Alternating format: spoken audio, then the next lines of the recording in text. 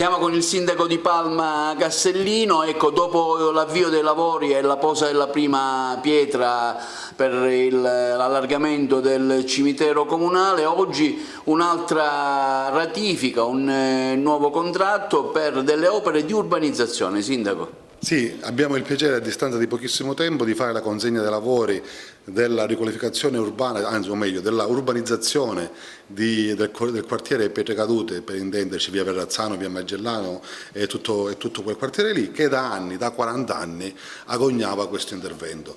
Con grande orgoglio e grande emozione oggi abbiamo fatto la consegna dei lavori, nel giro di 7 giorni, massimo 10 giorni avremo la posa della prima pietra e finalmente un quartiere che era privo di illuminazione e di rete idrica e fognaria probabilmente finalmente a breve riuscirà ad avere quel decoro, quella dignità che tutti noi meritiamo. Con grande emozione questo sindaco e questa amministrazione porta avanti un lavoro di proiezione di un'immagine diversa della nostra città, ma non è solo immagine, ma sono fatti concreti, sono cantieri, innumerevoli cantieri, quanti mai questa città ne aveva visti.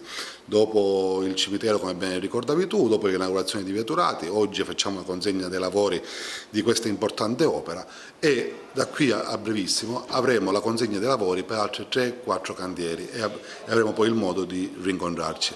Questo sindaco, questa amministrazione è onorato di servire la propria comunità e con orgoglio comunichiamo quello che riusciamo concretamente a fare. Non siamo per una politica fatta di annunci o di faremo, ma siamo per una politica di servizio che possa dare elementi concreti e segnali tangibili. I cantieri sono quel segnale più forte che si possa dare a una comunità che va verso il cambiamento. I lavori che sono previsti in questo progetto sono di completamento delle urbanizzazioni, sono ambiti del nostro territorio marginali dell'abitato dove evidentemente nel tempo l'amministrazione ha fatto alcune delle urbanizzazioni, in particolare la pubblica illuminazione, la rete idrica. Manca evidentemente quella parte di urbanizzazione che dà in effetti quella vivibilità piena dei quartieri che sono quindi le strade, i marciapiedi e conseguentemente anche la fognatura acque bianche. Il progetto cosa prevede? Prevede un intervento in 3 parti del territorio.